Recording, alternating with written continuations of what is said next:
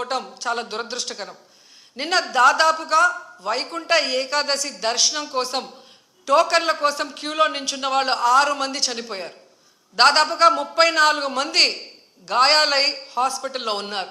వాళ్ళకి ఎలా ఉంది, వాళ్ళకి ఏ విధమైన సర్వీస్ అందించి వాళ్ళని బతికించుకోవాలి, ఈ ఘటనకి ఎవరు కారణమో దాన్ని కనిపెట్టి మళ్ళీ జరగకుండా చూసుకోవాలి. ఎందుకంటే ఈరోజు కూడా మళ్ళీ టోకన్లు ఇచ్చే కార్యక్రమం ఉంటుంది కాబట్టి అవి చేయకుండా మళ్ళీ నీతిమాలిన రాజకీయాలు చేస్తూ దాని నుంచి తాను తప్పించుకోవడం కోసం ఈరోజు ఏ విధంగా అధికారుల నిర్లక్ష్యం అని చెప్పి ఆయన ఒక స్టేట్మెంట్తో దీన్ని కొట్టేయాలని చూడటం నిజంగా ఈ రాష్ట్ర ప్రజలందరూ కూడా అసహించుకుంటున్నారు.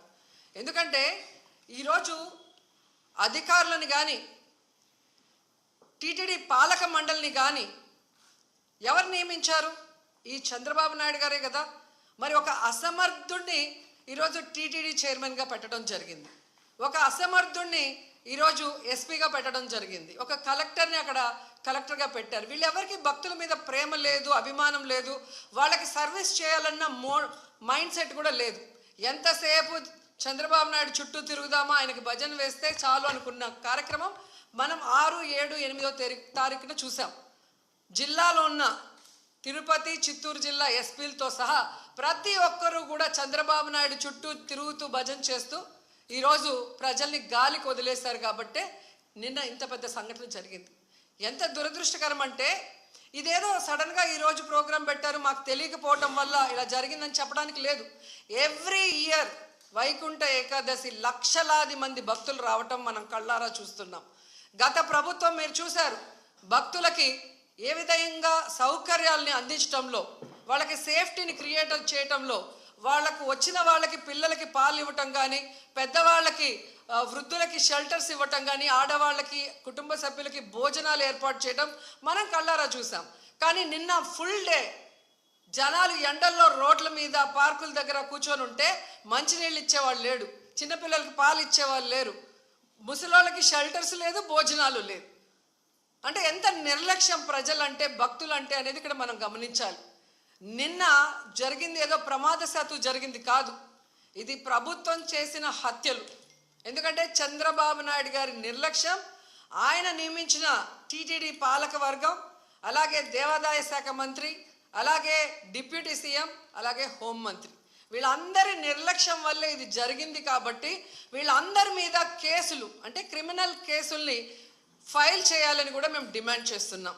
ఎందుకంటే మొన్నే మనం చూసాం, తెలంగాణలో ఒక సినిమా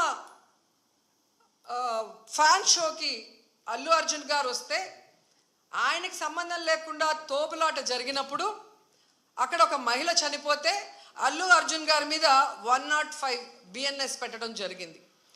మరి అలాంటప్పుడు ఇక్కడ ప్రతి సంవత్సరం లక్షలాది మంది వస్తారని తెలిసి వాళ్ళకి సేఫ్టీ కల్పించి వాళ్ళకి అన్ని సౌకర్యాలు అందించి వాళ్ళకి టికెట్లు ఇవ్వడానికి క్యూలో ఏర్పాట్లు చేయాల్సిన బాధ్యత ఉన్న చంద్రబాబు నాయుడు గారి నుంచి, టీటీడీ చైర్మన్, పాలక మండలి నుంచి కింద స్థాయి ఎస్పీ వరకు మరి అందరూ బాధ్యత వహించాలి కదా.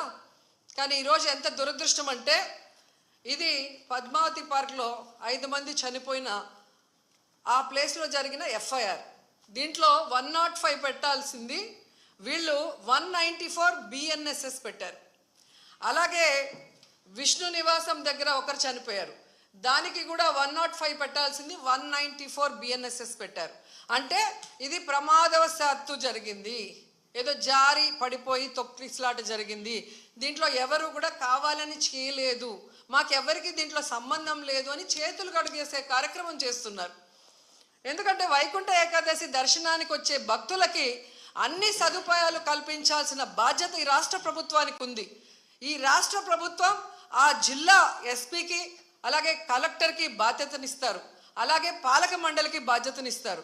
సో వీళ్ళందరూ కోఆర్డినేషన్ చేసుకొని చేయాల్సిన పనిని ఈరోజు వీళ్ళు నిర్లక్ష్యం చేసి 6 మంది ప్రాణాలు బలికొని 34 మంది గాయాల పాలైతే ఎవరికి సంబంధం లేదు, ప్రమాదవశాత్తు జరిగిందని 194 BNSS పెట్టడం ఎంతవరకు సమంజసం?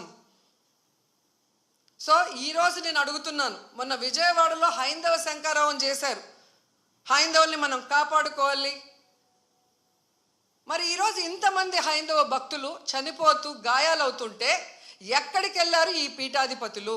ఇప్పుడు బయటికి రండి, బయటకు వచ్చి తిరుమల పవిత్రతను కాపాడండి, అక్కడ చనిపోయిన వాళ్ళ కుటుంబాలతో మాట్లాడండి, ఆ చనిపోవటానికి కారణమైన ఈ ప్రభుత్వాన్ని, పాలక మండలిని నిలదీసి వాళ్ళ మీద క్రిమినల్ కేసులు పెట్టేంత వరకు మరి ధర్నా చేయండి.